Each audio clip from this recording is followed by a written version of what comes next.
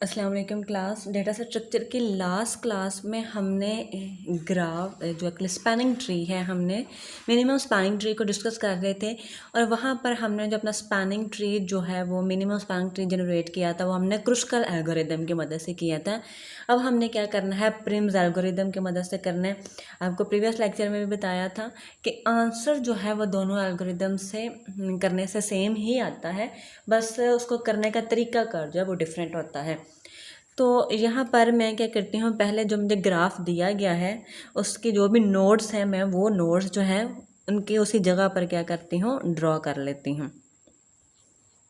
ये है 0 1 2 3 and 4, here it is 5 6 8 and 7। ठीक है, इस तरह आप पहले तो नोट्स सारी बना लें। उसके बाद क्या करना है, अब इसकी वर्किंग किस तरह होगी।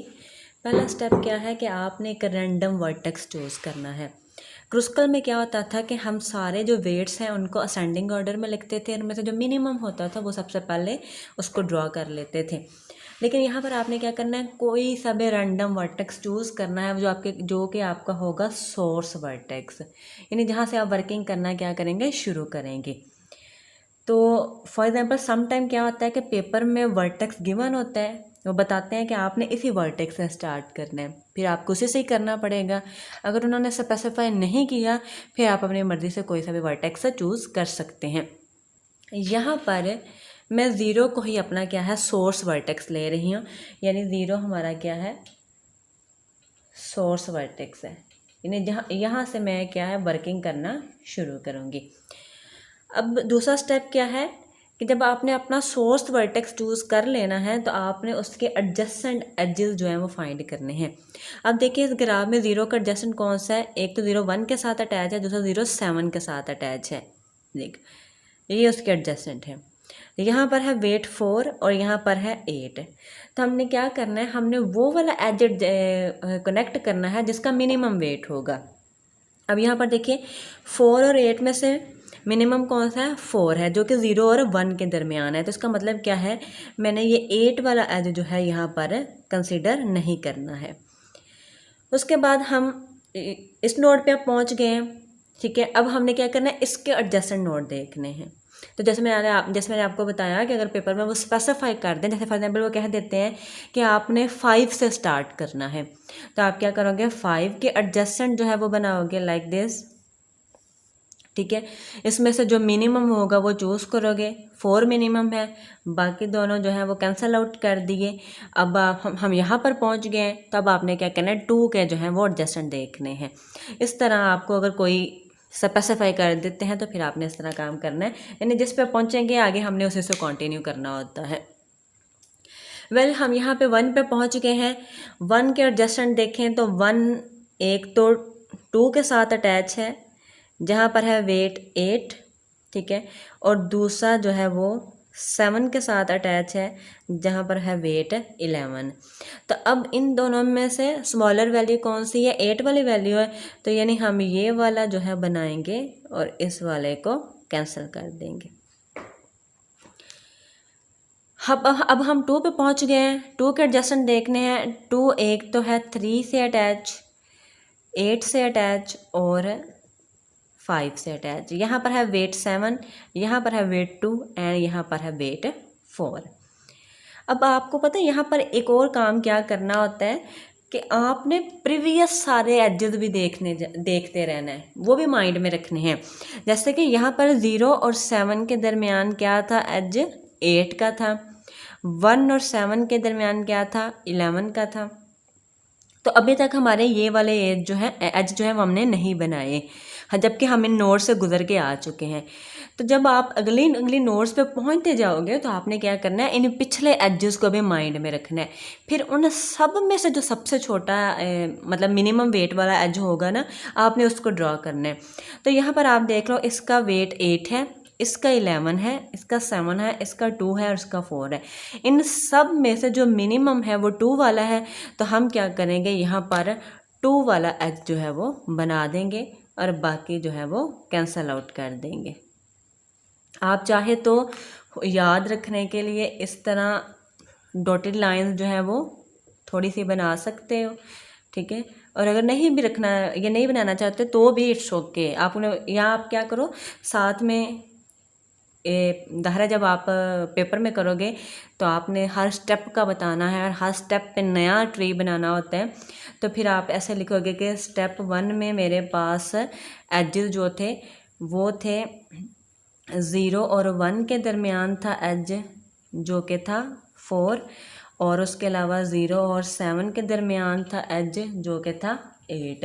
तो मैंने क्या किया है, मैंने चूज़ किया है 0 और 1 को, ठीक है। फिर आपने स्टेप 2 पे पहुँचे। स्टेप 2 में आपने लिखना है कि एडजस्टेंट जो है वो 1 के है 2 और 7, 1 के एडजस्टेंट है 2 और 7।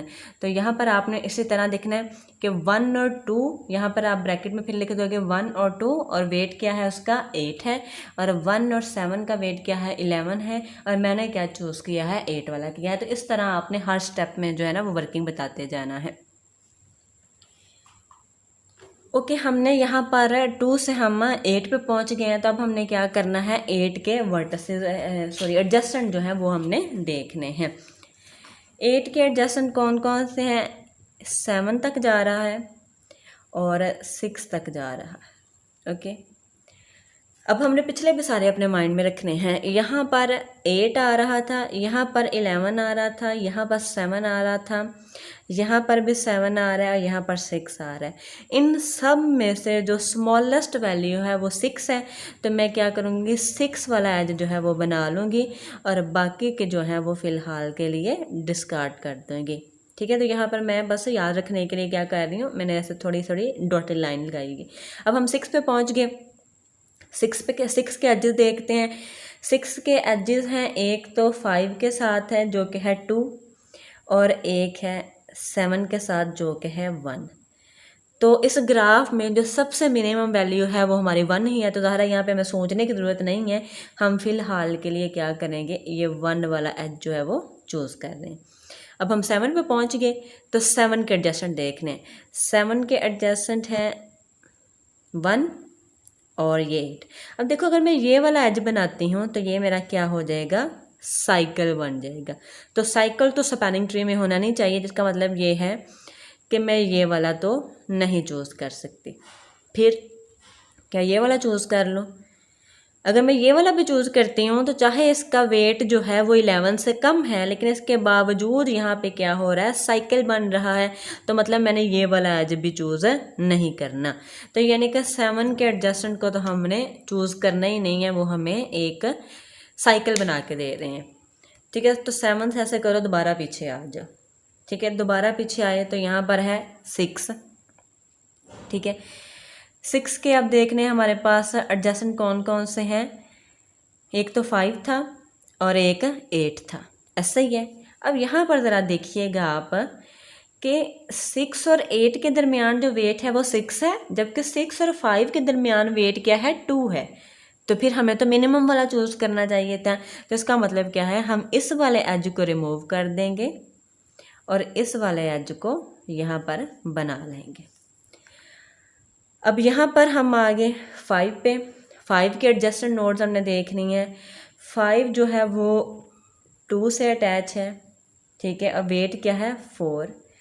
5 3 से अटैच है और वेट क्या है 14। 5 4 से अटैच है और वेट क्या है 10। ओके अब प्रीवियस सारी आपने इनपुट्स अपने माइंड में रखनी है। यहाँ पर वेट 8 आ रहा है, ये तो वैसे भी नहीं। अब फॉर एग्जांपल हम बना सकते थे क्योंकि अब हमारी ये वाला जो एज है ये हमने कनेक्शन है रिमूव कर दी है।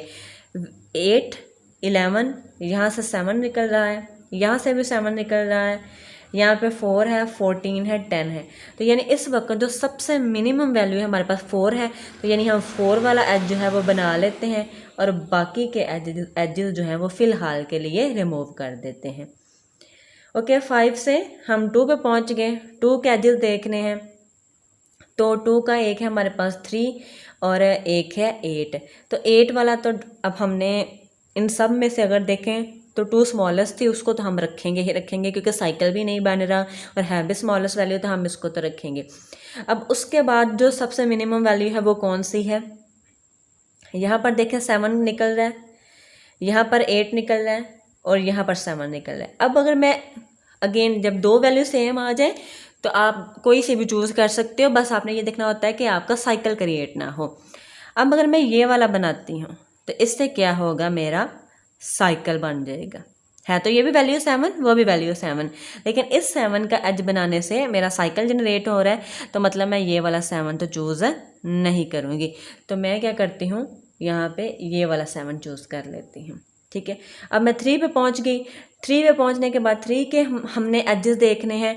3 एक तो 2 पे जा रहा है, उसके बाद 3 यहाँ पर 5 पे जा रहा है और वेट क्या है 14 है, और 3 4 पे जा रहा है और 9 है। अब देखना है, प्रीवियस सारे देखने हैं। अब यहाँ पर है 8, यहाँ पर 7, यहाँ पर 9 और यहाँ पर 14। ठीक है, अब यहाँ पर आप देखो कि मिनिमम तो 7 वैल्यू है, तो ये वाला बनाने से तो हमने पहले ही देख लिया कि जब साइकिल बन जाता है, तो ये तो नहीं चूज़ करेंगे हम। उसके बाद 7 के बाद जो मिनिमम वैल्यू है हमारे पास है, देखो 9 है ना हमारे पास, तो 9 से मिनिमम क्या है 8 है, तो मैं ये वाला बना दूँ, ये वाला बनाती हूँ तो मेरा साइकिल बन रहा है, तो मतलब मैंने इसको भी चूज़ नहीं करना। तो बाकी हमारे पास दो ही ऑप्शन बचे हैं, 9 और 14। तो 14 और 9 में से ये 9 ही मिनिमम है, तो इसी को हम क्या करेंगे, अपना एज चूज़ कर लेंगे। अब जी हमारे पास उसके बाद 4 की अगर हमने देखी, ठीक है, तो 4 के एडजस्टमेंट कौन कौन सी है, 3 है और 5 है। तो 3 के साथ तो बन गया हुआ है, ये 5 वाला बनाते हैं, यानी 5 के साथ यहाँ पे बनाते हैं, वेट 10 के साथ, तो ये साइकिल बन जाएगा, तो हम इस वाले को तो चूज़ नहीं करेंगे। तो अब हम देखते हैं कि हमारे पास कितनी नोट्स थी, 1 2 3 4 5 6 1 2 3 4 5 6 7 8 और 9। वर्टिसेस हमारे पास कितने हैं, 9 है, और हमारे पास एजेस कितने आने चाहिए, v-1 यानी कि 8। 1 2 3 4 5 6 7 और ये 8, तो ये हमारे पास क्या है, 8 एजेस बने हैं और साइकिल भी नहीं है यहाँ पर। तो ये हमारा क्या है, मिनिमम स्पैनिंग ट्री जो है वो बन गया है। तो यहाँ पर इसके नोड्स का या एजेस का जब अगर हम सम करें तो जो रिज़ल्ट आ रहा है वो हमारे पास 37 है।